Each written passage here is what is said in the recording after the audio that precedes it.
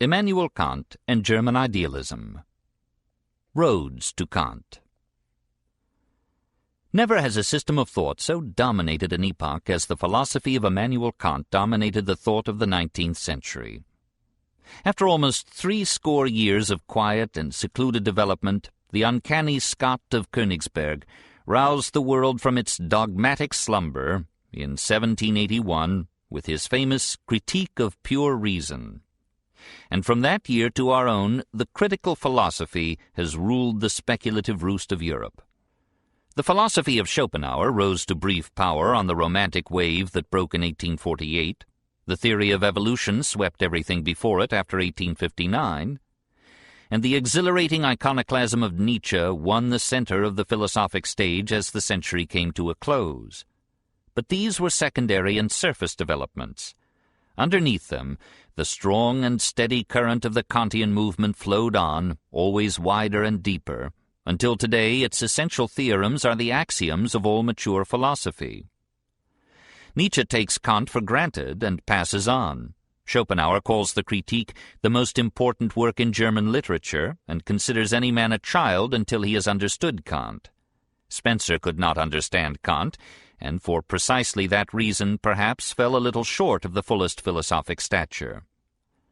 To adapt Hegel's phrase about Spinoza, to be a philosopher, one must first have been a Kantian.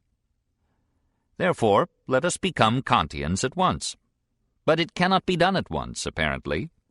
For in philosophy, as in politics, the longest distance between 2 points is a straight line. Kant is the last person in the world whom we should read on Kant. Our philosopher is like and unlike Jehovah. He speaks through clouds, but without the illumination of the lightning flash. He disdains examples and the concrete. They would have made his book too long, he argued. So abbreviated, it contains some 800 pages. Only professional philosophers were expected to read him, and these would not need illustrations. Yet when Kant gave the manuscript of the Critique to his friend Hertz, a man much versed in speculation, Hertz returned it half-read, saying he feared insanity if he went on with it. What shall we do with such a philosopher? Let us approach him deviously and cautiously, beginning at a safe and respectful distance from him. Let us start at various points on the circumference of the subject, and then grope our way towards that subtle center where the most difficult of all philosophies has its secret and its treasure. From Voltaire to Kant. The road here is from theoretical reason without religious faith to religious faith without theoretical reason. Voltaire means the Enlightenment, the Encyclopedia, the Age of Reason. The warm enthusiasm of Francis Bacon had inspired all Europe, except Rousseau, with unquestioning confidence in the power of science and logic to solve at last all problems and illustrate the infinite perfectibility of man. Condorcet, in prison, wrote his historical tableau of the progress of the human spirit, 1793, which spoke the sublime trust of the 18th century in knowledge and reason, and asked no other key to utopia than universal education. Even the steady Germans had their Aufklärung, their rationalist, Christian Wolff, and their hopeful Lessing. And the excitable Parisians of the Revolution dramatized this apotheosis of the intellect by worshipping the goddess of reason, impersonated by a charming lady of the streets. In Spinoza, this faith in reason had begotten a magnificent structure of geometry and logic. The universe was a mathematical system, and could be described a priori by pure deduction from accepted axioms. In Hobbes, the rationalism of Bacon had become an uncompromising atheism and materialism. Again, nothing was to exist but atoms and the void. From Spinoza to Diderot, the wrecks of faith lay in the wake of advancing reason. One by one the old dogmas disappeared. The Gothic cathedral of medieval belief, with its delightful details and grotesques, collapsed. The ancient god fell from his throne along with the Bourbons. Heaven faded into mere sky, and hell became only an emotional expression. Helvetius and Holbach made atheism so fashionable in the salons of France that even the clergy took it up. And La Métrie went to peddle it in Germany under the auspices of Prussia's king. When, in 1784, Lessing shocked Jacobi by announcing himself a follower of Spinoza, it was a sign that faith had reached its nadir and that reason was triumphant. David Hume, who played so vigorous a role in the Enlightenment assault on supernatural belief, said that when reason is against a man, he will soon turn against reason. Religious faith and hope, voiced in 100,000 steeples rising out of the soil of Europe everywhere, were too deeply rooted in the institutions of society and in the heart of man to permit their ready surrender to the hostile verdict of reason. It was inevitable that this faith and this hope, so condemned, would question the competence of the judge and would call for an examination of reason as well as of religion. What was this intellect that proposed to destroy with a syllogism the beliefs of thousands of years and millions of men? Was it infallible? Or was it one human organ like any other, with strictest limits to its functions and its powers? The time had come to judge this judge, to examine this ruthless revolutionary tribunal that was dealing out death so lavishly to every ancient hope. The time had come for a critique of reason. From Locke to Kant. The way had been prepared for such an examination by the work of Locke, Berkeley, and Hume, and yet apparently their results were too hostile to religion. John Locke, 1632 to 1704, had proposed to apply to psychology the inductive tests and methods of Francis Bacon. In his great Essay on Human Understanding, 1689, reason, for the first time in modern thought, had turned in upon itself, and philosophy had begun to scrutinize the instrument which it so long had trusted. This introspective movement in philosophy grew step by step with the introspective novel as developed by Richardson and Rousseau. Just as the sentimental and emotional color of Clarissa Harlowe and La Nouvelle Héloïse had its counterpart in the philosophic exaltation of instinct and feeling above intellect and reason.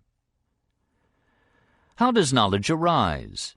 Have we, as some good people suppose, innate ideas, as, for example, of right and wrong, and God, ideas inherent in the mind from birth prior to all experience?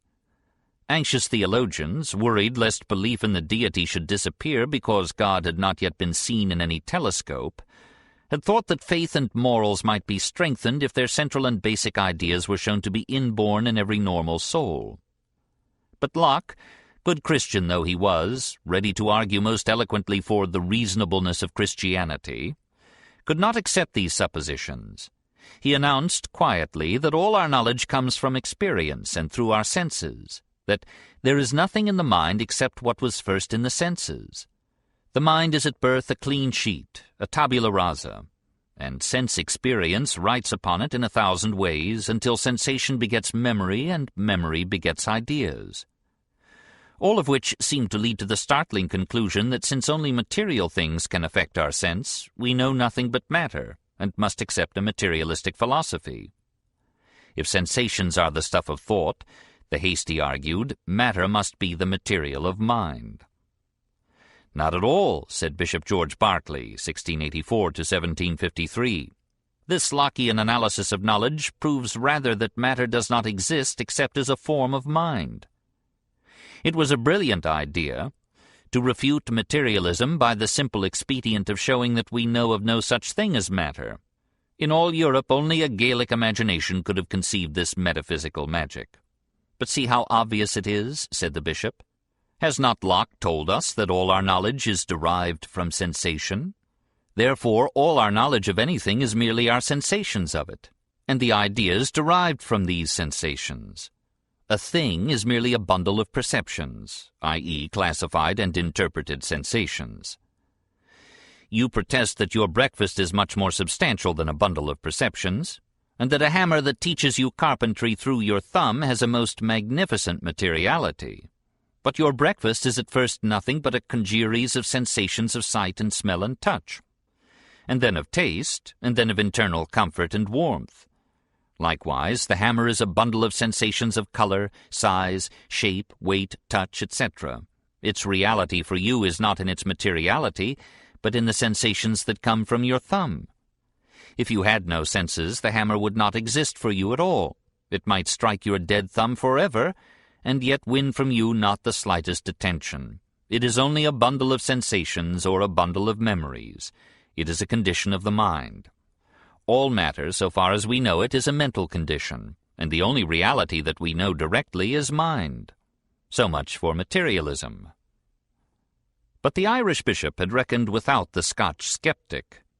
David Hume, 1711 to 1776, at the age of 26, shocked all Christendom with his highly heretical Treatise on Human Nature, one of the classics and marvels of modern philosophy.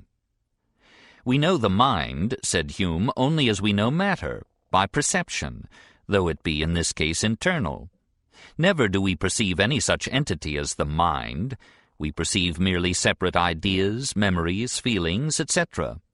The mind is not a substance, an organ that has ideas. It is only an abstract name for the series of ideas. The perceptions, memories, and feelings are the mind. There is no observable soul behind the process of thought. The result appeared to be that Hume had as effectually destroyed mind as Berkeley had destroyed matter. Nothing was left, and philosophy found itself in the midst of ruins of its own making. No wonder that a wit advised the abandonment of the controversy, saying, "No matter, never mind." But Hume was not content to destroy orthodox religion by dissipating the concept of soul. He proposed also to destroy science by dissolving the concept of law. Science and philosophy alike, since Bruno and Galileo, had been making much of natural law, of necessity in the sequence of effect upon cause. Spinoza had reared his majestic metaphysics upon this proud conception. But observe, said Hume, that we never perceive causes or laws. We perceive events and sequences, and infer causation and necessity. A law is not an eternal and necessary decree to which events are subjected, but merely a mental summary and shorthand of our kaleidoscopic experience. We have no guarantee that the sequences hitherto observed will reappear unaltered in future experience. Law is an observed custom in the sequence of events, but there is no necessity in custom. Only mathematical formulas have necessity. They alone are inherently and unchangeably true, and this merely because such formulae are tautological. The predicate is already contained in the subject. 3 times 3 equals 9 is an eternal and necessary truth only because 3 times 3 and 9 are one and the same thing differently expressed. The predicate adds nothing to the subject. Science, then, must limit itself strictly to mathematics and direct experiment. It cannot trust to unverified deduction from laws. When we run through libraries persuaded of these principles, writes our uncanny skeptic, what havoc must we make? If we take in our hands any volume of school metaphysics, for instance, let us ask, does it contain any abstract reasoning concerning quantity or number? No. Does it contain any experimental reasoning concerning matter of fact and existence? No. Commit it then to the flames, for it can contain nothing but sophistry and illusion. Imagine how the ears of the orthodox tingled at these words. Here the epistemological tradition, the inquiry into the nature, sources, and validity of knowledge, had ceased to be a support to religion. The sword with which Bishop Berkeley had slain the dragon of materialism had turned against the immaterial mind and the immortal soul. And in the turmoil, science itself had suffered severe injury.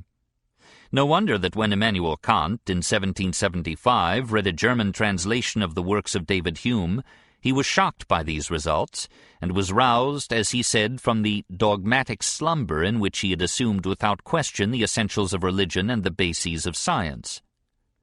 Were both science and faith to be surrendered to the skeptic? What could be done to save them? From Rousseau to Kant. To the argument of the Enlightenment, that reason makes for materialism, Berkeley had essayed the answer that matter does not exist. But this had led in Hume to the retort that by the same token mind does not exist either. Another answer was possible, that reason is no final test. There are some theoretical conclusions against which our whole being rebels. We have no right to presume that these demands of our nature must be stifled at the dictates of a logic, which is, after all, but the recent construction of a frail and deceptive part of us. How often our instincts and feelings push aside the little syllogisms which would like us to behave like geometrical figures and make love with mathematical precision. Sometimes, no doubt, and particularly in the novel complexities and artificialities of urban life, reason is the better guide. But in the great crises of life, and in the great problems of conduct and belief, we trust to our feelings rather than to our diagrams. If reason is against religion, so much the worse for reason. Such, in effect, was the argument of Jean-Jacques Rousseau, 1712 to 1778, who almost alone in France fought the materialism and atheism of the Enlightenment. What a fate for a delicate and neurotic nature, to have been cast amidst the robust rationalism and the almost brutal hedonism of the encyclopedists. Rousseau had been a sickly youth, driven into brooding and introversion by his physical weakness and the unsympathetic attitude of his parents and teachers. He had escaped from the stings of reality into a hothouse world of dreams, where the victories denied him in life and love could be had for the imagining. His confessions reveal an unreconciled complex of the most refined sentimentality with an obtuse sense of decency and honor, and through it all an unsullied conviction of his moral superiority. In 1749, the Academy of Dijon offered a prize for an essay on the question, "Has the progress of the sciences and the arts contributed to corrupt or to purify morals?" Rousseau's essay won the prize. Culture is much more of an evil than a good, he argued, with all the intensity and sincerity of one who, finding culture out of his reach, proposed to prove it worthless. Consider the frightful disorders which printing has produced in Europe. Wherever philosophy arises, the moral health of the nation decays. It was even a saying among the philosophers themselves that since learned men had appeared, honest men were nowhere to be found. I venture to declare that a state of reflection is contrary to nature, and that a thinking man, an intellectual, as we would now say, is a depraved animal.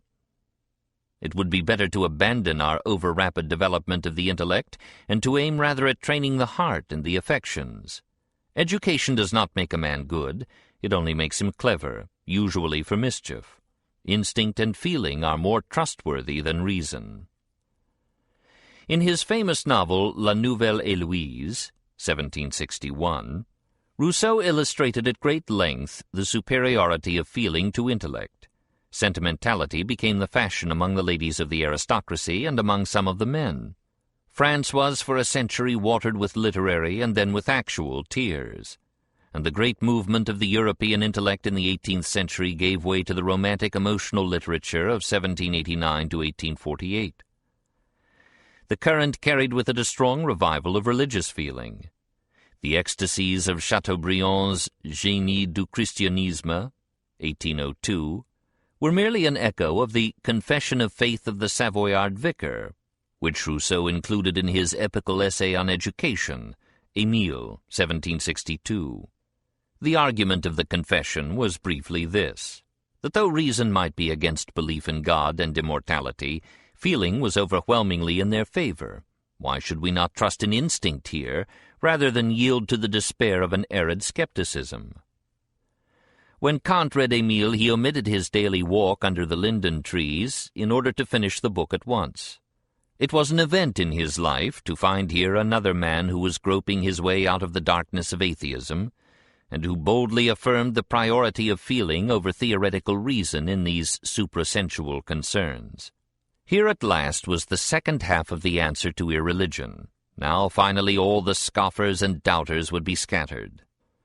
To put these threads of argument together, to unite the ideas of Berkeley and Hume with the feelings of Rousseau, to save religion from reason, and yet at the same time to save science from skepticism, this was the mission of Immanuel Kant.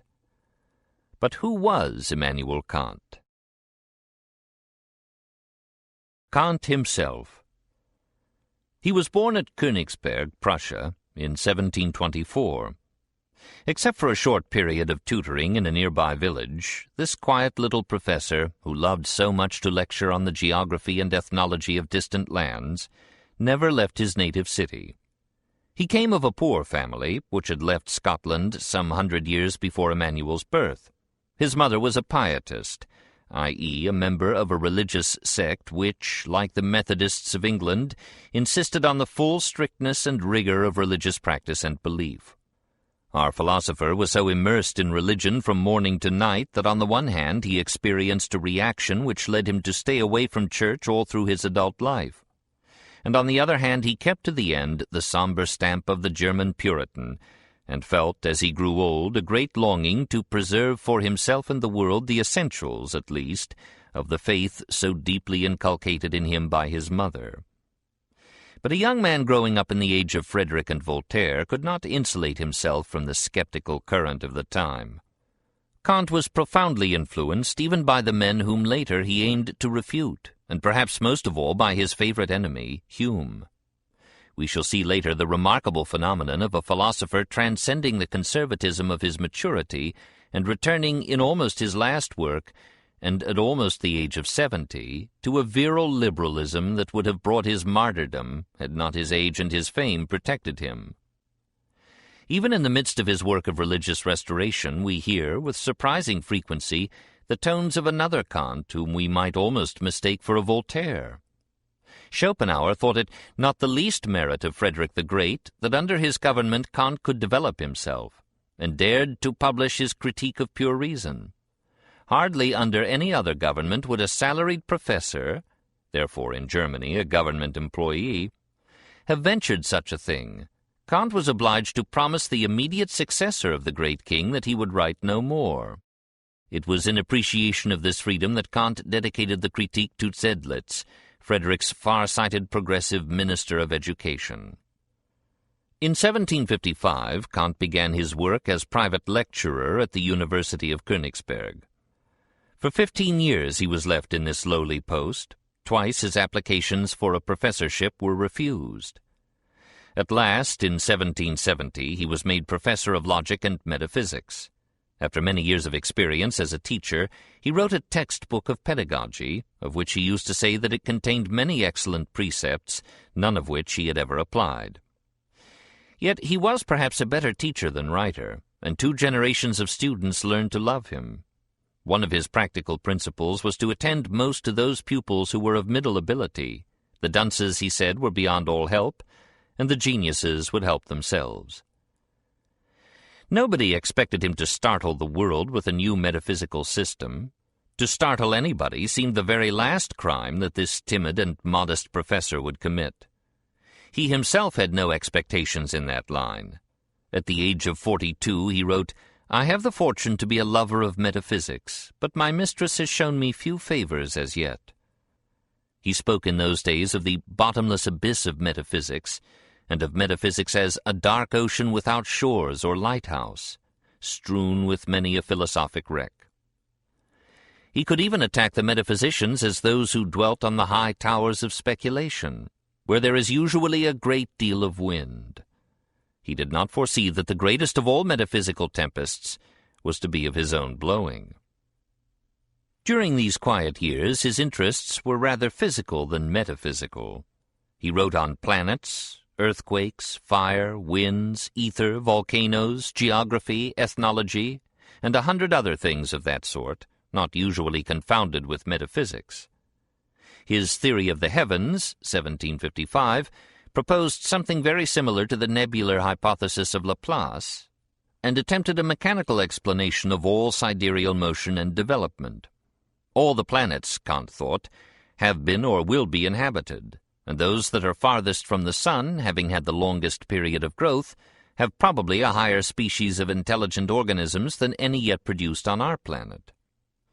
His Anthropology, put together in 1798 from the lectures of a lifetime, suggested the possibility of the animal origin of man.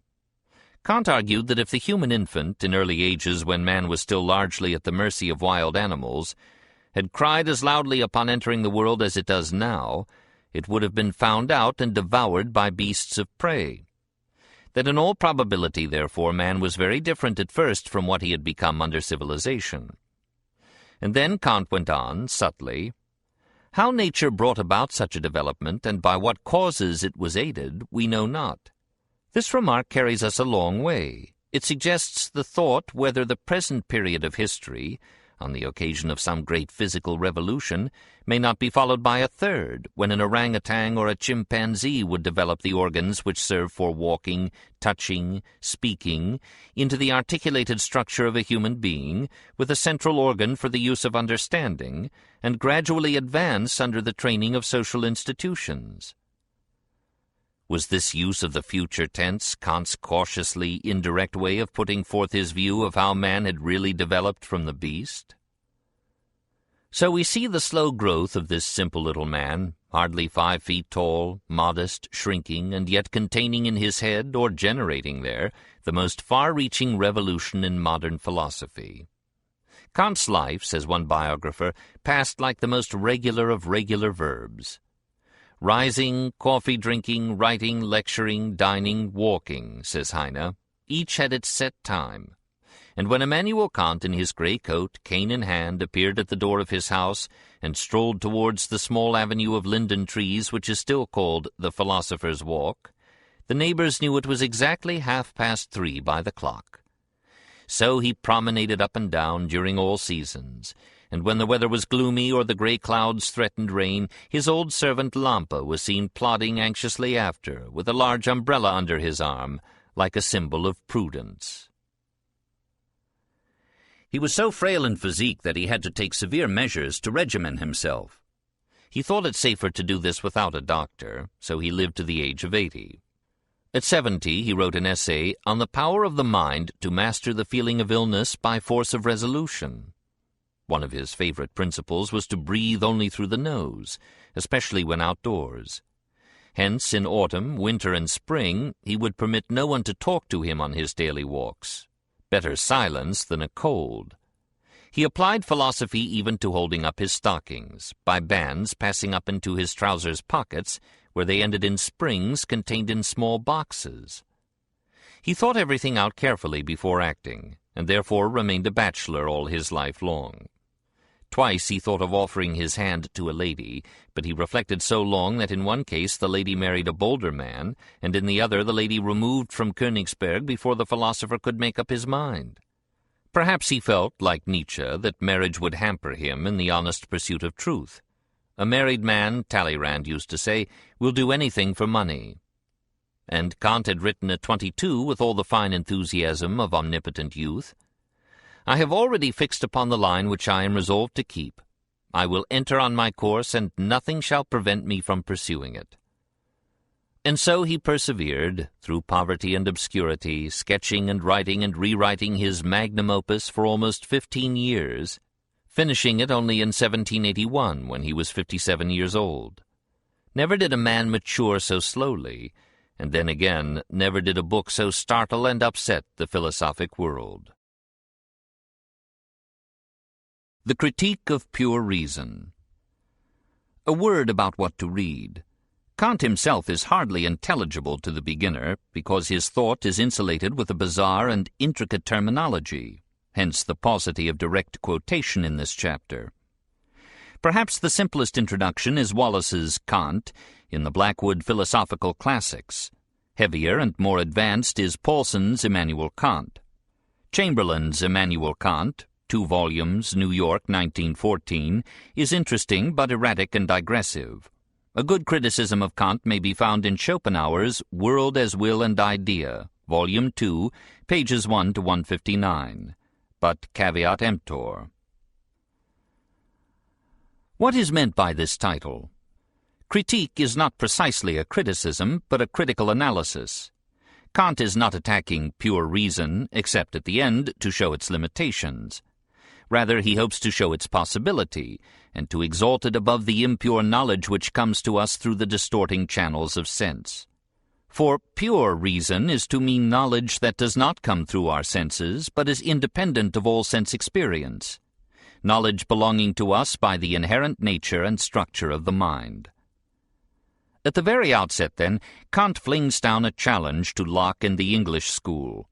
Knowledge is not all derived from the senses. Hume thought he had shown that there is no soul and no science, that our minds are but our ideas in procession and association, and are certainties but probabilities in perpetual danger of violation. These false conclusions, says Kant, are the result of false premises. You assume that all knowledge comes from separate and distinct sensations. Naturally, these cannot give you necessity or invariable sequences of which you may be forever certain, and naturally you must not expect to see your soul, even with the eyes of the internal sense. Let us grant that absolute certainty of knowledge is impossible if all knowledge comes from sensation, from an independent external world which owes us no promise of regularity of behavior.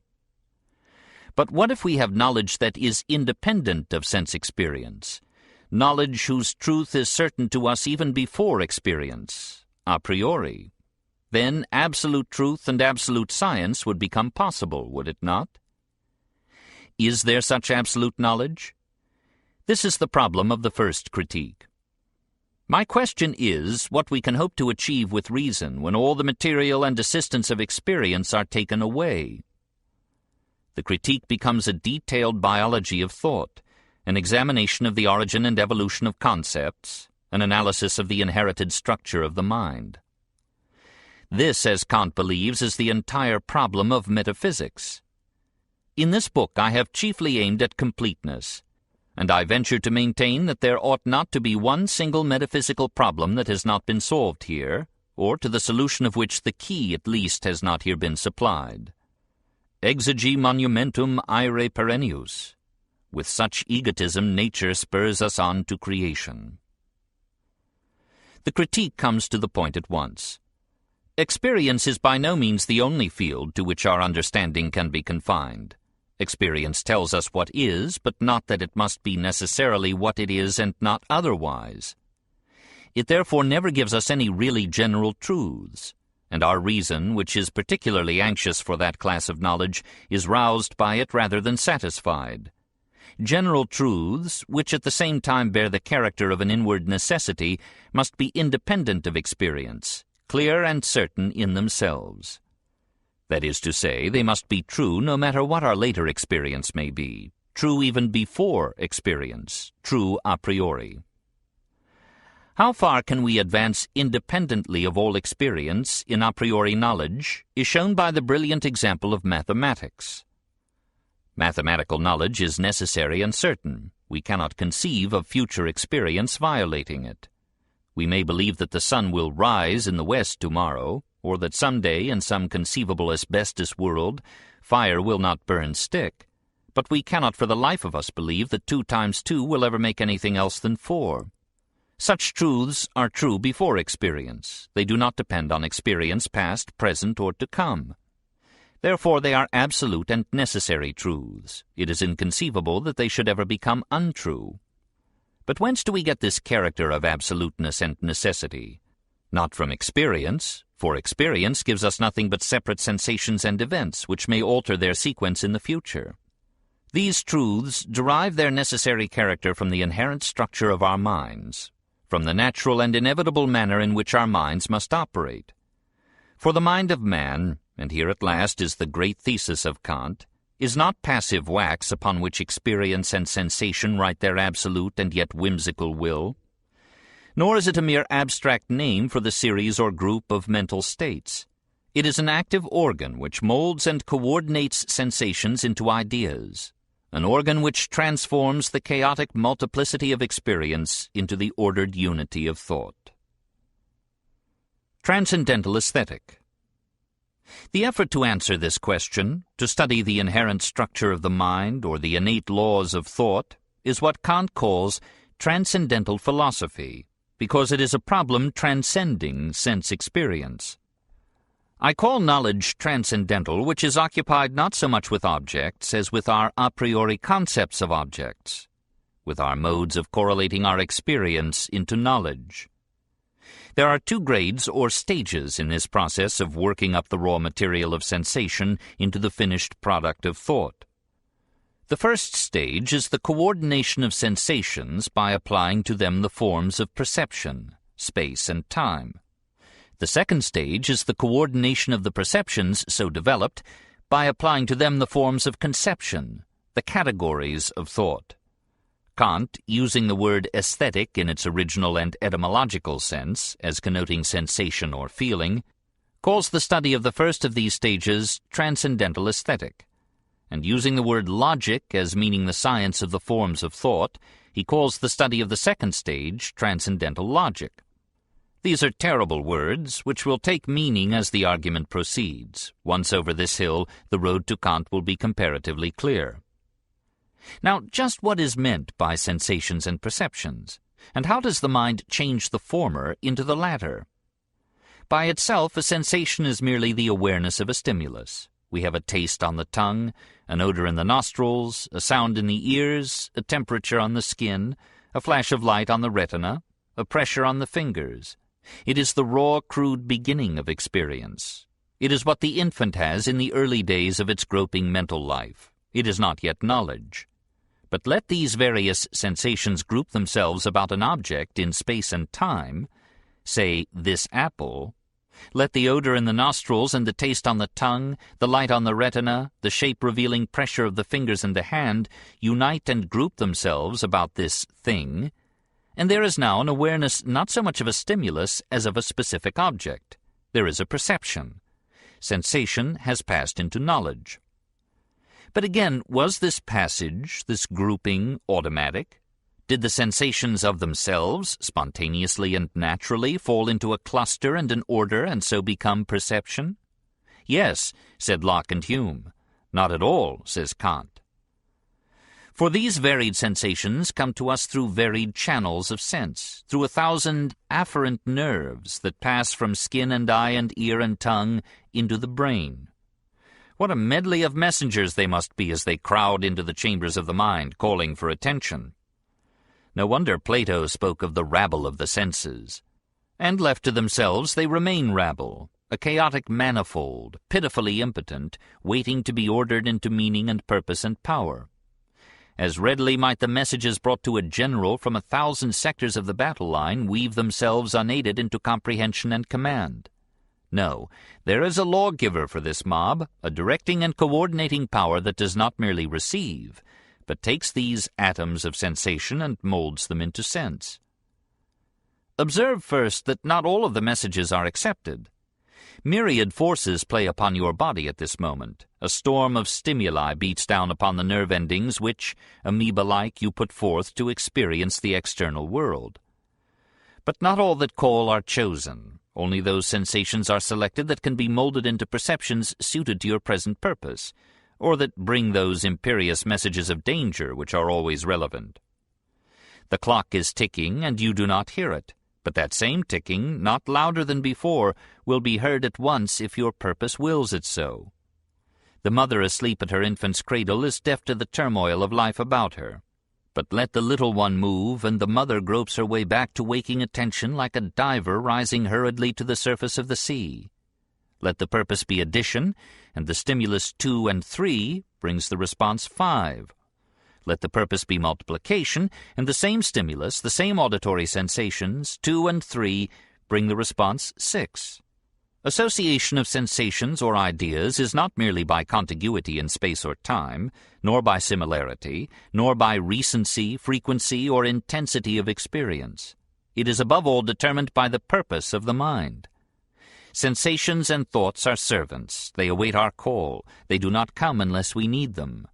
There is an agent of selection and direction that uses them and is their master.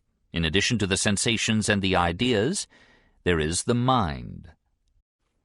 This agent of selection and coordination, Kant thinks, uses first of all 2 simple methods for the classification of the material presented to it, the sense of space and the sense of time.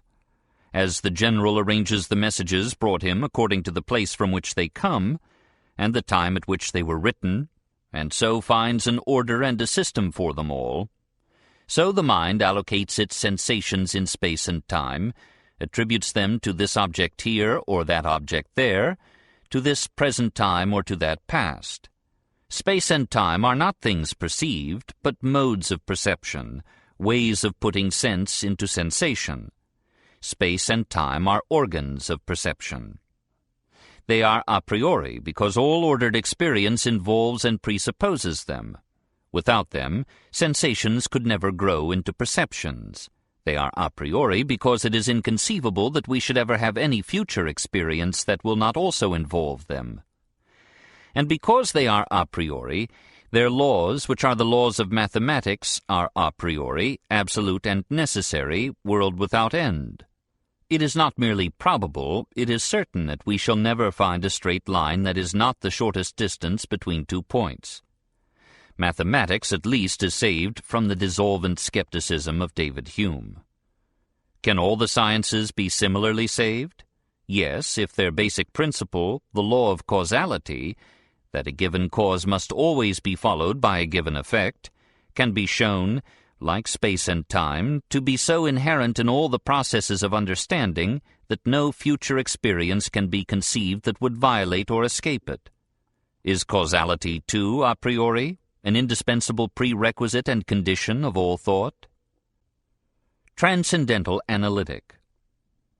So we pass from the wide field of sensation and perception to the dark and narrow chamber of thought, from transcendental aesthetic to transcendental logic, and first to the naming and analysis of those elements in our thought which are not so much given to the mind by perception as given to perception by the mind, those levers which raise the perceptual knowledge of objects into the conceptual knowledge of relationships, sequences, and laws, those tools of the mind which refine experience into science.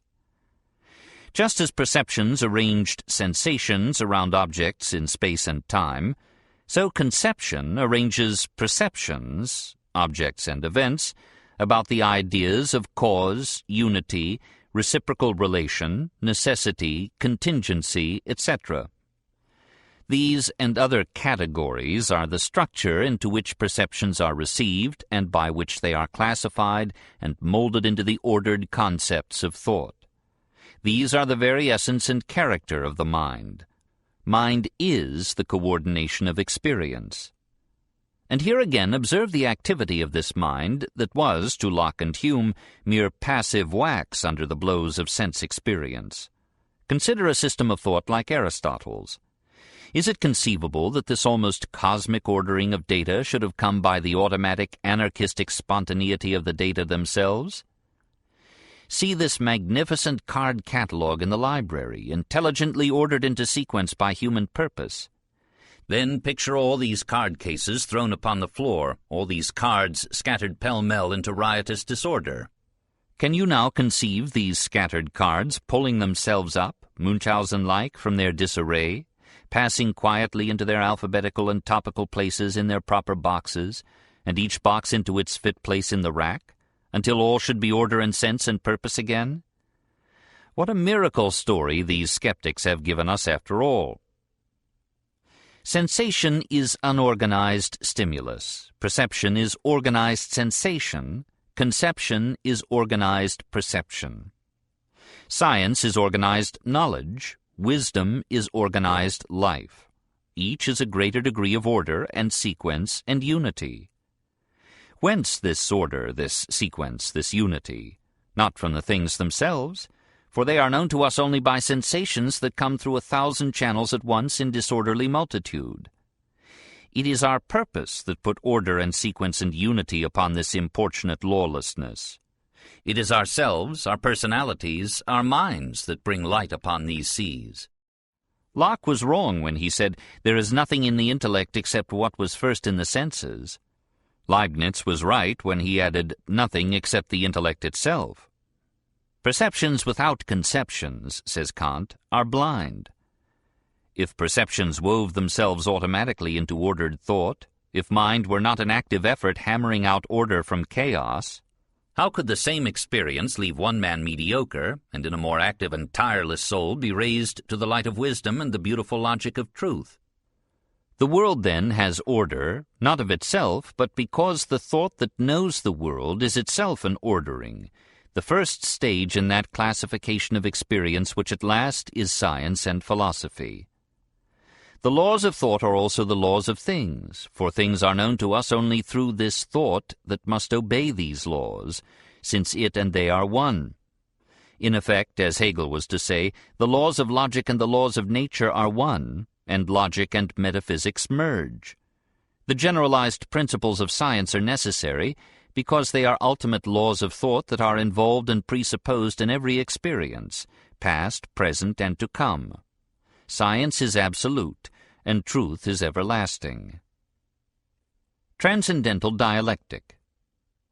Nevertheless, this certainty, this absoluteness of the highest generalizations of logic and science is, paradoxically, limited and relative. Limited strictly to the field of actual experience, and relative strictly to our human mode of experience. For if our analysis has been correct, the world as we know it is a construction, a finished product almost, one might say, a manufactured article, to which the mind contributes as much by its molding forms as the thing contributes by its stimuli. So we perceive the top of the table as round, whereas our sensation is of an ellipse. The object as it appears to us is a phenomenon, an appearance, perhaps very different from the external object before it came within the ken of our senses. What that original object was, we can never know. The thing in itself may be an object of thought or inference, a noumenon, but it cannot be experienced, for in being experienced it would be changed by its passage through sense and thought. It remains completely unknown to us what objects may be by themselves and apart from the receptivity of our senses. We know nothing but our manner of perceiving them, that manner being peculiar to us and not necessarily shared by every being, though no doubt by every human being. The moon as known to us is merely a bundle of sensations, as Hume saw, unified, as Hume did not see, by our native mental structure through the elaboration of sensations into perceptions, and of these into conceptions or ideas. In result, the moon is, for us, merely our ideas. Not that Kant ever doubts the existence of matter and the external world, but he adds that we know nothing certain about them except that they exist. Our detailed knowledge is about their appearance, their phenomena, about the sensations which we have of them. Idealism does not mean, as the man in the street thinks, that nothing exists outside the perceiving subject, but that a goodly part of every object is created by the forms of perception and understanding. We know the object is transformed into idea. What it is before being so transformed, we cannot know. Science, after all, is naive. It supposes that it is dealing with things in themselves, in their full-blooded external and uncorrupted reality. Philosophy is a little more sophisticated and realizes that the whole material of science consists of sensations, perceptions, and conceptions, rather than of things. Kant's greatest merit, says Schopenhauer, is the distinction of the phenomenon from the thing in itself. It follows that any attempt, by either science or religion, to say just what the ultimate reality is, must fall back into mere hypothesis. The understanding can never go beyond the limits of sensibility. Such transcendental science loses itself in antinomies, and such transcendental theology loses itself in paralogisms. It is the cruel function of transcendental dialectic to examine the validity of these attempts of reason to escape from the enclosing circle of sensation and appearance into the unknowable world of things in themselves. Antinomies are the insoluble dilemmas born of a science that tries to overleap experience. So, for example, when knowledge attempts to decide whether the world is finite or infinite in space, thought rebels against either supposition. Beyond any limit we are driven to conceive something further, endlessly, and yet infinity is itself inconceivable. Again, did the world have a beginning in time? We cannot conceive eternity. But then, too, we cannot conceive any point in the past without feeling at once that before that something was. Or has that chain of causes which science studies a beginning, a first cause? Yes, for an endless chain is inconceivable. No, for a first cause uncaused is inconceivable as well. Is there any exit from these blind alleys of thought? There is, says Kant, if we remember that space, time, and cause are modes of perception and conception, which must enter into all our experience, since they are the web and structure of experience. These dilemmas arise from supposing that space, time, and cause are external things independent of perception. We shall never have any experience which we shall not interpret in terms of space and time and cause. But we shall never have any philosophy if we forget that these are not things, but modes of interpretation and understanding. So with the paralogisms of rational theology, which attempts to prove by theoretical reason that the soul is an incorruptible substance, that the will is free and above the law of cause and effect, and that there exists a necessary being, God, as the presupposition of all reality. Transcendental dialectic must remind theology that substance and cause and necessity are finite categories, modes of arrangement and classification which the mind applies to sense experience, and reliably valid only for the phenomena that appear to such experience. We cannot apply these conceptions to the noumenal or merely inferred and conjectural world. Religion cannot be proved by theoretical reason. So the first critique ends. One could well imagine David Hume, uncannier Scot than Kant himself, viewing the results with a sardonic smile. Here was a tremendous book, 800 pages long, weighted beyond bearing almost with ponderous terminology, proposing to solve all the problems of metaphysics and, incidentally, to save the absoluteness of science and the essential truth of religion. What had the book really done?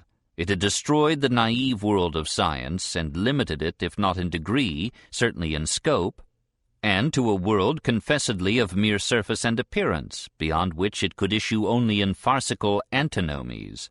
So science was saved. The most eloquent and incisive portions of the book had argued that the objects of faith, a free and immortal soul, a benevolent creator, could never be proved by reason. So religion was saved. No wonder the priests of Germany protested madly against this salvation and revenged themselves by calling their dogs Immanuel Kant. And no wonder that Heine compared the little professor of Königsberg with the terrible Robespierre. The latter had merely killed a king and a few thousand Frenchmen, which a German might forgive. But Kant, said Heine, had killed God, had undermined the most precious arguments of theology. What a sharp contrast between the outer life of this man and his destructive world-convulsing thoughts! Had the citizens of Königsberg surmised the whole significance of those thoughts, they would have felt a more profound awe in the presence of this man than in that of an executioner, who merely slays human beings. But the good people saw in him nothing but a professor of philosophy, and when at the fixed hour he sauntered by, they nodded a friendly greeting and set their watches. Was this caricature or revelation? The critique of practical reason. If religion cannot be based on science and theology, on what then? On morals. The basis in theology is too insecure. Better that it should be abandoned, even destroyed. Faith must be put beyond the reach or realm of reason. But therefore the moral basis of religion must be absolute, not derived from questionable sense experience or precarious inference. Not corrupted by the admixture of fallible reason. It must be derived from the inner self by direct perception and intuition. We must find a universal and necessary ethic, a priori principles of morals as absolute and certain as mathematics. We must show that pure reason can be practical, i.e., can of itself determine the will independently of anything empirical, that the moral sense is innate and not derived from experience. The moral imperative which we need as the basis of religion must be an absolute, a categorical imperative. Now, the most astounding reality in all our experience is precisely our moral sense, our inescapable feeling in the face of temptation that this or that is wrong. We may yield, but the feeling is there nevertheless. Le matin, je fais des projets, et le soir, je fais des sottises. In the morning I make good resolutions, in the evening I commit follies. But we know that they are sottises, so we resolve again. What is it that brings the bite of remorse and the new resolution? It is the categorical imperative in us, the unconditional command of our conscience to act as if the maxim of our action were to become by our will a universal law of nature. We know, not by reasoning, but by vivid and immediate feelings, that we must avoid behavior which, if adopted by all men, would render social life impossible. Do I wish to escape from a predicament by a lie? But while I can will the lie, I can by no means will that lying should be a universal law. For with such a law there would be no promises at all. Hence the sense in me that I must not lie, even if it be to my advantage. Prudence is hypothetical. Its motto is honesty when it is the best policy, but the moral law in our hearts is unconditional and absolute. And an action is good not because it has good results or because it is wise, but because it is done in obedience to this inner sense of duty, this moral law that does not come from our personal experience, but legislates imperiously and a priori for all our behavior, past, present, and future. The only thing unqualifiedly good in this world is a good will, the will to follow the moral law, regardless of profit or loss for ourselves. Never mind your happiness, do your duty. Morality is not properly the doctrine of how we may make ourselves happy, but how we may make ourselves worthy of happiness. Let us seek the happiness in others, but for ourselves perfection, whether it bring us happiness or pain. To achieve perfection in yourself and happiness in others, so act as to treat humanity, whether in thine own person or in that of another, in every case as an end, never only as a means. This, too, as we directly feel, is part of the categorical imperative. Let us live up to such a principle, and we shall soon create an ideal community of rational beings. To create it, we need only act as if we already belonged to it. We must apply the perfect law in the imperfect state. It is a hard ethic, you say, this placing of duty above beauty, of morality above happiness. But only so can we cease to be beasts and begin to be gods. Notice, meanwhile, that this absolute command to duty proves at last the freedom of our wills. How could we ever have conceived such a notion as duty if we had not felt ourselves free? We cannot prove this freedom by theoretical reason. We prove it by feeling it directly in the crisis of moral choice. We feel this freedom as the very essence of our inner selves, of the pure ego. We feel within ourselves the spontaneous activity of a mind molding experience and choosing goals. Our actions, once we initiate them, seem to follow fixed and invariable laws, but only because we perceive their results through sense, which clothes all that it transmits in the dress of that causal law which our minds themselves have made. Nevertheless, we are beyond and above the laws we make in order to understand the world of our experience. Each of us is a center of initiative force and creative power. In a way which we feel but cannot prove, each of us is free. And again, though we cannot prove, we feel that we are deathless. We perceive that life is not like those dramas so beloved by the people, in which every villain is punished, and every act of virtue meets with its reward. We learn anew every day that the wisdom of the serpent fares better here than the gentleness of the dove, and that any thief can triumph if he steals enough. If mere worldly utility and expediency were the justification of virtue, it would not be wise to be too good. And yet, knowing all this, having it flung into our faces with brutal repetition, we still feel the command to righteousness. We know that we ought to do the inexpedient good. How could this sense of right survive if it were not that in our hearts we feel this life to be only a part of life, this earthly dream only an embryonic prelude to a new birth, a new awakening? If we did not vaguely know that in that later and longer life the balance will be redressed, and not one cup of water given generously but shall be returned 100-fold. Finally, and by the same token, there is a God. If the sense of duty involves and justifies belief in rewards to come, the postulate of immortality must lead to the supposition of the existence of a cause adequate to this effect. In other words, it must postulate the existence of God. This again is no proof by reason. The moral sense, which has to do with the world of our actions, must have priority over that theoretical logic which was developed only to deal with sense phenomena. Our reason leaves us free to believe that behind the thing in itself there is a just God. Our moral sense commands us to believe it. Rousseau was right. Above the logic of the head is the feeling in the heart. Pascal was right. The heart has reasons of its own which the head can never understand. On Religion and Reason. Does this appear trite and timid and conservative? But it was not so. On the contrary, this bold denial of rational theology, this frank reduction of religion to moral faith and hope, aroused all the orthodox of Germany to protests. To face this 40-parson power, as Byron would have called it, required more courage than one usually associates with the name of Kant. That he was brave enough appeared in all clarity when he published, at 66, his Critique of Judgment, and at 69, his Religion Within the Limits of Pure Reason. In the earlier of these books, Kant returns to the discussion of that argument from design which, in the first critique, he had rejected as an insufficient proof of the existence of God. He begins by correlating design and beauty. The beautiful, he thinks, is anything which reveals symmetry and unity of structure, as if it had been designed by intelligence.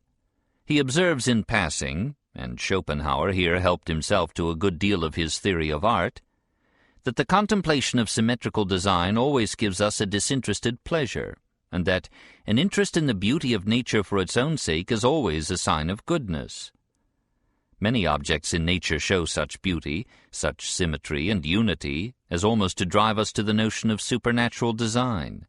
But on the other hand, says Kant, there are also in nature many instances of waste and chaos, of useless repetition and multiplication. Nature preserves life, but at the cost of how much suffering and death.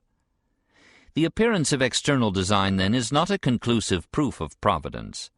The theologians who use the idea so much should abandon it, and the scientists who have abandoned it should use it. It is a magnificent clue and leads to hundreds of revelations. For there is design, undoubtedly, but it is internal design, the design of the parts by the whole.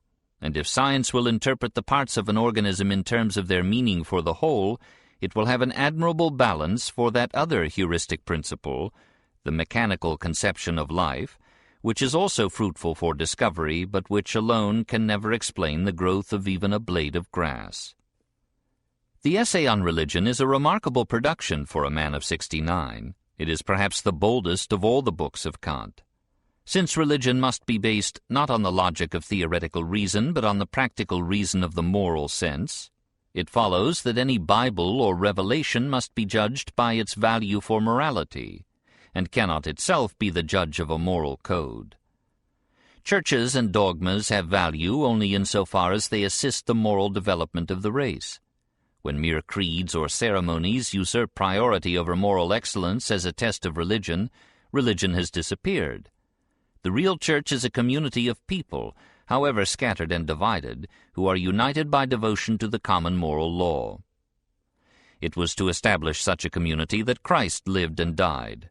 It was this real church which he held up in contrast to the ecclesiasticism of the Pharisees. But another ecclesiasticism has almost overwhelmed this noble conception. Christ has brought the kingdom of God nearer to earth, but he has been misunderstood, and in place of God's kingdom, the kingdom of the priest has been established among us. Creed and ritual have again replaced the good life, and instead of men being bound together by religion, they are divided into 1,000 sects, and all manner of pious nonsense is inculcated as a sort of heavenly court service by means of which one may win through flattery the favor of the ruler of heaven. Again, miracles cannot prove a religion, for we can never quite rely on the testimony which supports them. And prayer is useless if it aims at a suspension of the natural laws that hold for all experience. Finally, the nadir of perversion is reached when the Church becomes an instrument in the hands of a reactionary government, when the clergy, whose function it is to console and guide a harassed humanity with religious faith and hope and charity, are made the tools of theological obscurantism and political oppression. The audacity of these conclusions lay in the fact that precisely this had happened in Prussia. Frederick the Great had died in 1786 and had been succeeded by Frederick William II, to whom the liberal policies of his predecessor seemed to smack unpatriotically of the French Enlightenment. Zedlitz, who had been Minister of Education under Frederick, was dismissed, and his place was given to a pietist, Wöllner. Wöllner had been described by Frederick as a treacherous and intriguing priest who divided his time between alchemy and Rosicrucian mysteries, and climbed to power by offering himself as an unworthy instrument to the new monarch's policy of restoring the Orthodox faith by compulsion. In 1788, Wöllner issued a decree which forbade any teaching, in school or university, that deviated from the orthodox form of Lutheran Protestantism. He established a strict censorship over all forms of publication and ordered the discharge of every teacher suspected of any heresy. Kant was at first left unmolested because he was an old man, and, as one royal adviser said, only a few people read him, and these did not understand him. But the essay on religion was intelligible, and though it rang true with religious fervor, it revealed too strong a strain of Voltaire to pass the new censorship. The Berliner Monatsschrift, which had planned to publish the essay, was ordered to suppress it. Kant acted now with a vigor and courage hardly credible in a man who had almost completed 80 years and 10. He sent the essay to some friends at Jena, and through them had it published by the press of the university there. Jena was outside of Prussia, under the jurisdiction of that same liberal Duke of Weimar who was then caring for Goethe. The result was that in 1794 Kant received an eloquent cabinet order from the Prussian king, which read as follows: "Our highest person has been greatly displeased to observe how you misuse your philosophy to undermine and destroy many of the most important and fundamental doctrines of the Holy Scriptures and of Christianity. We demand of you immediately an exact account, and expect that in future you will give no such cause of offense, but rather that, in accordance with your duty, you will employ your talents and authority so that our paternal purpose may be more and more attained. If you continue to oppose this order, you may expect unpleasant consequences." Kant replied that every scholar should have the right to form independent judgments on religious matters and to make his opinions known, but that during the reign of the present king he would preserve silence. Some biographers, who can be very brave by proxy, have condemned him for this concession. But let us remember that Kant was 70, that he was frail in health, and not fit for a fight, and that he had already spoken his message to the world. On Politics and Eternal Peace. The Prussian government might have pardoned Kant's theology had he not been guilty of political heresies as well. 3 years after the accession of Frederick William II, the French Revolution had set all the thrones of Europe trembling. At a time when most of the teachers in the Prussian universities had rushed to the support of legitimate monarchy, Kant, 65 years young, hailed the revolution with joy, and with tears in his eyes said to his friends, "Now I can say, like Simeon, Lord, let now thy servant depart in peace, for mine eyes have seen thy salvation." He had published, in 1784, a brief exposition of his political theory under the title of The Natural Principle of the Political Order Considered in Connection with the Idea of a Universal Cosmopolitical History. Kant begins by recognizing, in that strife of each against all which had so shocked Hobbes, nature's method of developing the hidden capacities of life. Struggle is the indispensable accompaniment of progress. If men were entirely social, man would stagnate. A certain alloy of individualism and competition is required to make the human species survive and grow. Without qualities of an unsocial kind, men might have led an Arcadian shepherd life in complete harmony, contentment, and mutual love. But in that case all their talents would have forever remained hidden in their germ. Kant, therefore, was no slavish follower of Rousseau. Thanks be then to nature for this unsociableness, for this envious jealousy and vanity, for this insatiable desire for possession and for power. Man wishes concord, but nature knows better what is good for his species, and she wills discord, in order that man may be impelled to a new exertion of his powers and to the further development of his natural capacities. The struggle for existence, then, is not altogether an evil. Nevertheless, men soon perceive that it must be restricted within certain limits, and regulated by rules, customs, and laws, hence the origin and development of civil society. But now, the same unsociableness which forced men into society becomes again the cause of each commonwealth's assuming the attitude of uncontrolled freedom in its external relations, i.e., as one state in relation to other states. And consequently, any one state must expect from any other the same sort of evils as formerly oppressed individuals and compelled them to enter into a civil union regulated by law. It is time that nations, like men, should emerge from the wild state of nature and contract to keep the peace. The whole meaning and movement of history is the ever greater restriction of pugnacity and violence, the continuous enlargement of the area of peace. The history of the human race, viewed as a whole, may be regarded as the realization of a hidden plan of nature to bring about a political constitution, internally and externally perfect, as the only state in which all the capacities implanted by her in mankind can be fully developed. If there is no such progress, the labors of successive civilizations are like those of Sisyphus, who again and again up the high hill heaved a huge round stone, only to have it roll back as it was almost at the top. History would be then nothing more than an endless and circuitous folly. And we might suppose, like the Hindu, that the earth is a place for the expiation of old and forgotten sins. The essay on Eternal Peace, published in 1795, when Kant was 71, is a noble development of this theme. Kant knows how easy it is to laugh at the phrase, and under his title he writes, "These words were once put by a Dutch innkeeper on his signboard as a satirical inscription over the representation of a churchyard cemetery."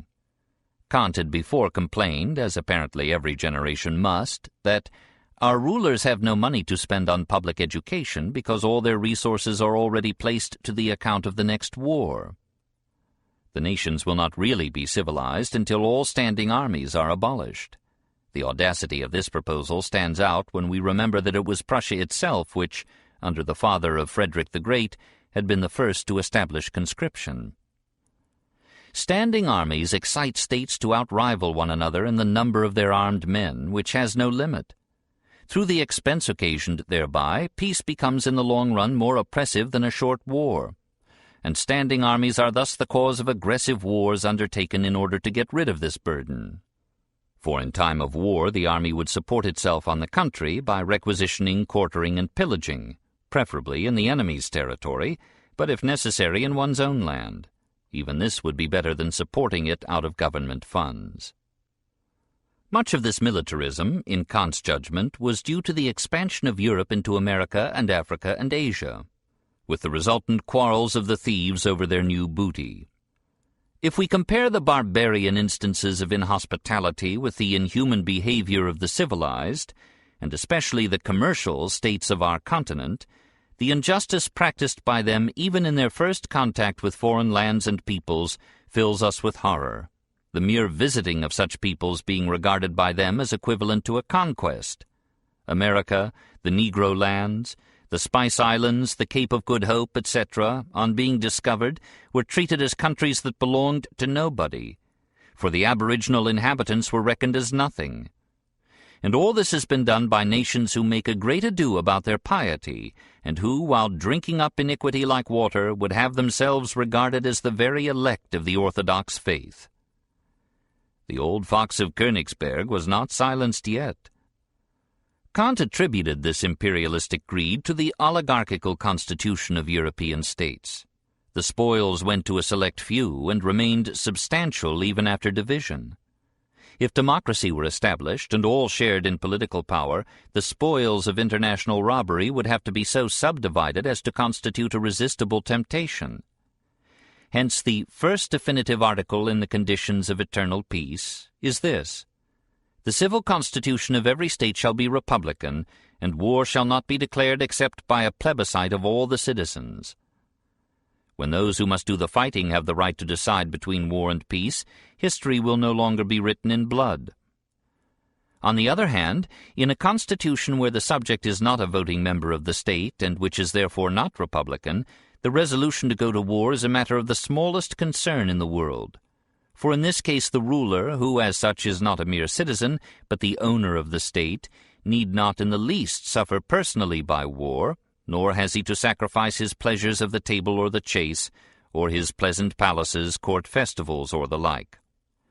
He can, therefore, resolve for war from insignificant reasons, as if it were but a hunting expedition, and as regards its propriety he may leave the justification of it without concern to the diplomatic corps, who are always too ready to give their services for that purpose. How contemporary truth is! The apparent victory of the Revolution over the armies of reaction in 1795 led Kant to hope that republics would now spring up throughout Europe, and that an international order would arise based upon a democracy without slavery and without exploitation, and pledged to peace. After all, the function of government is to help and develop the individual, not to use and abuse him. Every man is to be respected as an absolute end in himself, and it is a crime against the dignity that belongs to him as a human being to use him as a mere means for some external purpose. This, too, is part and parcel of that categorical imperative without which religion is a hypocritical farce. Kant therefore calls for equality, not of ability, but of opportunity for the development and application of ability. He rejects all prerogatives of birth and class, and traces all hereditary privilege to some violent conquest in the past. In the midst of obscurantism and reaction and the union of all monarchical Europe to crush the Revolution, he takes his stand, despite his 70 years, for the new order, for the establishment of democracy and liberty everywhere. Never had old age so bravely spoken with the voice of youth. But he was exhausted now. He had run his race and fought his fight. He withered slowly into a childlike senility that came at last to be a harmless insanity.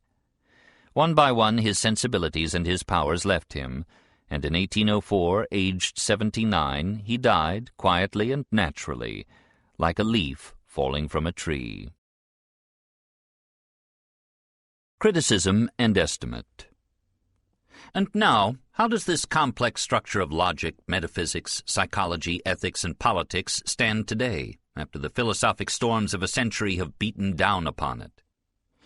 It is pleasant to answer that much of the great edifice remains, and that the critical philosophy represents an event of permanent importance in the history of thought. But many details and outworks of the structure have been shaken. First, then, is space a mere form of sensibility, having no objective reality independent of the perceiving mind? Yes and no. Yes, for space is an empty concept when not filled with perceived objects. Space merely means that certain objects are, for the perceiving mind, at such and such a position or distance, with reference to other perceived objects, and no external perception is possible except of objects in space. Space, then, is assuredly a necessary form of the external sense. And no, for without doubt, such spatial facts as the annual elliptical circuit of the sun by Earth, though stateable only by a mind, are independent of any perception whatever. The deep and dark blue ocean rolled on before Byron told it to, and after he had ceased to be. Nor is space a construct of the mind through the coordination of spaceless sensations. We perceive space directly through our simultaneous perception of different objects and various points, as when we see an insect moving across a still background. Likewise, time as a sense of before and after, or a measurement of motion, is of course subjective and highly relative. But a tree will age, wither, and decay whether or not the lapse of time is measured or perceived. The truth is that Kant was too anxious to prove the subjectivity of space as a refuge from materialism. He feared the argument that if space is objective and universal, God must exist in space, and be therefore spatial and material. He might have been content with the critical idealism which shows that all reality is known to us primarily as our sensations and ideas. The old fox bit off more than he could chew. He might well have contented himself, too, with the relativity of scientific truth, without straining towards that mirage, the absolute. Recent studies like those of Pearson in England, Mach in Germany, and Henri Poincaré in France agree rather with Hume than with Kant. All science, even the most rigorous mathematics, is relative in its truth. Science itself is not worried about the matter. A high degree of probability contents it. Perhaps, after all, necessary knowledge is not necessary. The great achievement of Kant is to have shown, once for all, that the external world is known to us only as sensation, and that the mind is no mere helpless tabula rasa, the inactive victim of sensation, but a positive agent, selecting and reconstructing experience as experience arrives. We can make subtractions from this accomplishment without injuring its essential greatness. We may smile, with Schopenhauer, at the exact baker's dozen of categories, so prettily boxed into triplets, and then stretched and contracted and interpreted deviously and ruthlessly to fit and surround all things. And we may even question whether these categories, or interpretive forms of thought, are innate, existing before sensation and experience. Perhaps so in the individual, as Spencer conceded, though acquired by the race, and then again probably acquired even by the individual. The categories may be grooves of thought, habits of perception and conception, gradually produced by sensations and perceptions automatically arranging themselves, first in disorderly ways, then by a kind of natural selection of forms of arrangement in orderly and adaptive and illuminating ways. It is memory that classifies and interprets sensations into perceptions and perceptions into ideas, but memory is an accretion. That unity of the mind which Kant thinks native, the transcendental unity of apperception, is acquired, and not by all, and can be lost as well as won, in amnesia, or alternating personality, or insanity. Concepts are an achievement, not a gift. The 19th century dealt rather hardly with Kant's ethics, his theory of an innate a priori absolute moral sense. The philosophy of evolution suggested irresistibly that the sense of duty is a social deposit in the individual. The content of conscience is acquired, though the vague disposition to social behavior is innate. The moral self, the social man, is no special creation coming mysteriously from the hand of God, but the late product of a leisurely evolution. Morals are not absolute. They are a code of conduct more or less haphazardly developed for group survival, and varying with the nature and circumstances of the group. A people hemmed in by enemies, for example, will consider as immoral that zestful and restless individualism which a nation youthful and secure in its wealth and isolation will condone as a necessary ingredient in the exploitation of natural resources and the formation of national character. No action is good in itself, as Kant supposes. His pietistic youth, and his hard life of endless duty and infrequent pleasure, gave him a moralistic bent. He came at last to advocate duty for duty's sake, and so fell unwittingly into the arms of Prussian absolutism. There is something of a severe Scotch Calvinism in this opposition of duty to happiness. Kant continues Luther and the Stoic Reformation, as Voltaire continues Montaigne and the Epicurean Renaissance. He represented a stern reaction against egoism and hedonism, in which Helvetius and Holbach had formulated the life of their reckless era, very much as Luther had reacted against the luxury and laxity of Mediterranean Italy. But after a century of reaction against the absolutism of Kant's ethics, we find ourselves again in a welter of urban sensualism and immorality, of ruthless individualism untempered with democratic conscience or aristocratic honor. And perhaps the day will soon come when a disintegrating civilization will welcome again the Kantian call to duty. The marvel in Kant's philosophy is his vigorous revival, in the second critique, of those religious ideas of God, freedom, and immortality which the first critique had apparently destroyed. In Kant's works, says Nietzsche's critical friend Paul Ray, you feel as though you were at a country fair. You can buy from him anything you want. Freedom of the will and captivity of the will, idealism and a refutation of idealism, atheism and the good Lord. Like a juggler out of an empty hat, Kant draws out of the concept of duty a God, immortality, and freedom. to the great surprise of his readers.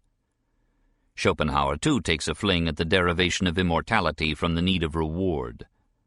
Kant's virtue, which at first bore itself so bravely towards happiness, loses its independence later and holds out its hand for a tip. The great pessimist believes that Kant was really a skeptic who, having abandoned belief himself, hesitated to destroy the faith of the people for fear of the consequences to public morals. Kant discloses the groundlessness of speculative theology and leaves popular theology untouched, nay, even establishes it in a nobler form as a faith based upon moral feeling. This was afterwards distorted by the philosophasters into rational apprehension and consciousness of God, etc. While Kant, as he demolished old and revered errors and knew the danger of doing so, rather wished through the moral theology merely to substitute a few weak temporary supports, so that the ruin might not fall upon him, but that he might have time to escape. So too Heine, in what is no doubt an intentional caricature, represents Kant, after having destroyed religion, going out for a walk with his old servant Lampe, and suddenly perceiving that the old man's eyes are filled with tears. Then Immanuel Kant has compassion and shows that he is not only a great philosopher, but also a good man. And half kindly, half ironically, he speaks. "Old Lampe must have a god or else he cannot be happy," says the practical reason. For my part, the practical reason may then guarantee the existence of God. If these interpretations were true, we should have to call the second critique a transcendental anesthetic. But these adventurous reconstructions of the inner Kant need not be taken too seriously.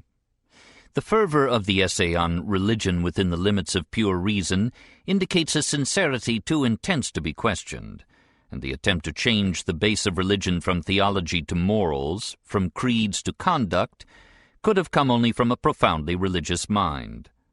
"It is indeed true," he wrote to Moses Mendelssohn in 1766, "that I think many things with the clearest conviction, which I never have the courage to say, but I will never say anything which I do not think." Naturally, a long and obscure treatise like the Great Critique lends itself to rival interpretations. One of the first reviews of the book, written by Reinhold a few years after it appeared, said as much as we can say today. "The Critique of Pure Reason has been proclaimed by the dogmatists as the attempt of a skeptic who undermines the certainty of all knowledge, by the skeptics as a piece of arrogant presumption that undertakes to erect a new form of dogmatism upon the ruins of previous systems, by the supernaturalists as a subtly plotted artifice to displace the historical foundations of religion and to establish naturalism without polemic, by the naturalists as a new prop for the dying philosophy of faith, by the materialists as an idealistic contradiction of the reality of matter, by the spiritualists as an unjustifiable limitation of all reality to the corporeal world, concealed under the name of the domain of experience." In truth, the glory of the book lay in its appreciation of all these points of view, and to an intelligence as keen as Kant's own, it might well appear that he had really reconciled them all, and fused them into such a unity of complex truth as philosophy had not seen in all its history before.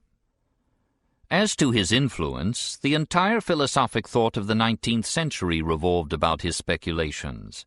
After Kant, all Germany began to talk metaphysics. Schiller and Goethe studied him. Beethoven quoted with admiration his famous words about the two wonders of life, the starry heavens above, the moral law within. And Fichte, Schelling, Hegel, and Schopenhauer produced in rapid succession great systems of thought reared upon the idealism of the old Königsberg sage. It was in these balmy days of German metaphysics that Jean-Paul Richter wrote, "God has given to the French the land, to the English the sea, to the Germans the empire of the air." Kant's criticism of reason and his exaltation of feeling prepared for the voluntarism of Schopenhauer and Nietzsche, the intuitionism of Bergson, and the pragmatism of William James. His identification of the laws of thought with the laws of reality gave to Hegel a whole system of philosophy, and his unknowable thing in itself influenced Spencer more than Spencer knew. Much of the obscurity of Carlyle is traceable to his attempt to allegorize the already obscure thought of Goethe and Kant. that diverse religions and philosophies are but the changing garments of one eternal truth. Caird and Green and Wallace and Watson and Bradley and many others in England owe their inspiration to the first critique, and even the wildly innovating Nietzsche takes his epistemology from the great Chinaman of Königsberg, whose static ethics he so excitedly condemns. After a century of struggle between the idealism of Kant, variously reformed, and the materialism of the Enlightenment, variously redressed, the victory seems to lie with Kant. Even the great materialist Helvetius wrote, paradoxically, "Men, if I may dare say it, are the creators of matter." Philosophy will never again be so naive as in her earlier and simpler days. She must always be different hereafter, and profounder, because Kant lived.